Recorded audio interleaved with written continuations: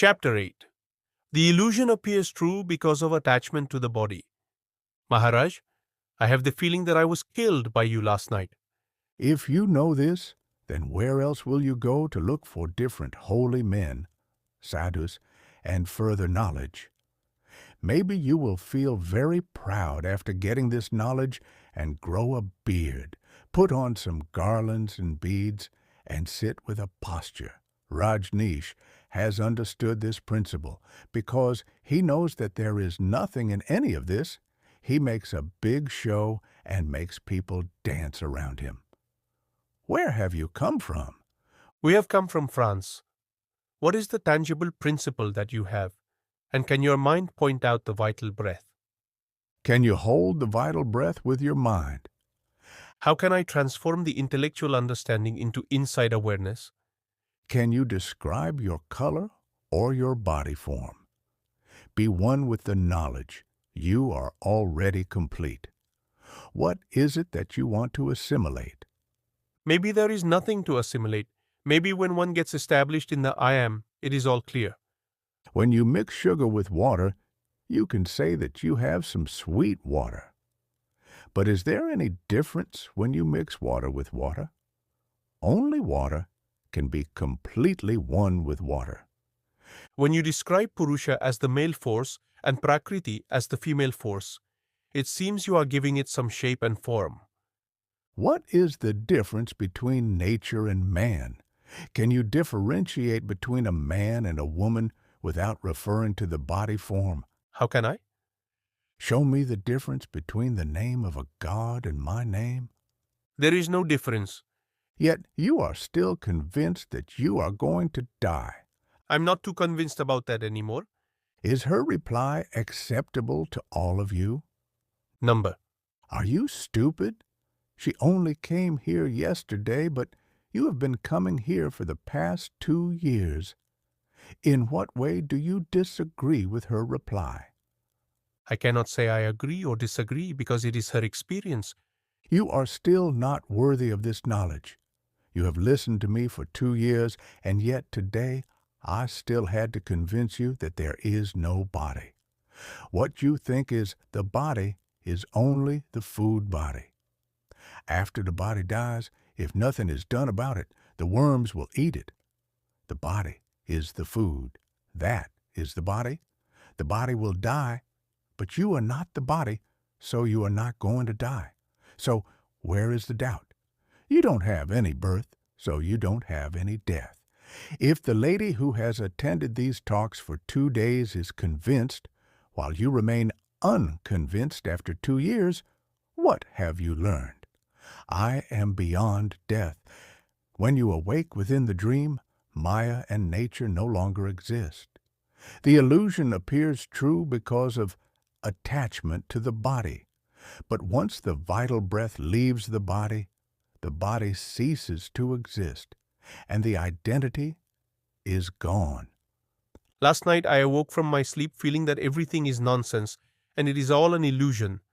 This whole thing is based on illusion. How can it be real? It is this unreality that looks real because of the body form. Once this body is gone and cremated, the illusion will be gone. That reality which you pick out from the unreal cannot be lasting, because its very foundation is unreal. This entire universe is myself. All this is yourself. But when will you eat? As long as you are bound by a body that feels hunger, you cannot be one with the universe. What difference does this make? How old are you? 46 years old. Give me some piece of information about yourself 2 days prior to your 46 years. If you cannot remember that, how can you swallow all of this knowledge? Your consciousness cannot swallow this big tree which grew from a small seed. There is no space required for the dream world. It has its existence solely in the knowledge of beingness. Similarly, all of this illusion and knowledge has existence only through our being conscious of it. Your birthday and birth time, is it not the creation of your mind? How long do you intend to stay here to get established in the knowledge? As long as it feels relevant. In that case, is the knowledge real or is it a cheat? A cheat with a smile. If you tap on the cheek of a small baby, it will smile at you, and you will smile back. The smile of the child and your emanation are the same. So, is the smile of the child going to die? The quality of beingness, like the smile of the child, comes and goes. The one who understands this is beyond birth and death. In the Hindu tradition, it is said that in your old age, you must become a renunciate, sannyas. 2 months ago, the Italian ambassador came here with 4 elderly gentlemen who had the intention of becoming renunciates. After listening to this talk, they gave up their idea of renunciation.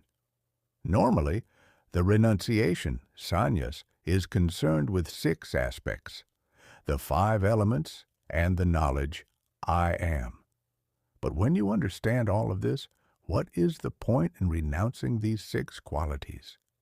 When all of this knowledge is imbibed by you and settled in you, there will be no more desires, and you will not be attached. You will be beyond desire and no desire, and you will be unconcerned. As an example, seeing you walking on the road, a taxi driver offers to take you to your destination. He takes you round and round and finally brings you home, charging you an exorbitant fare.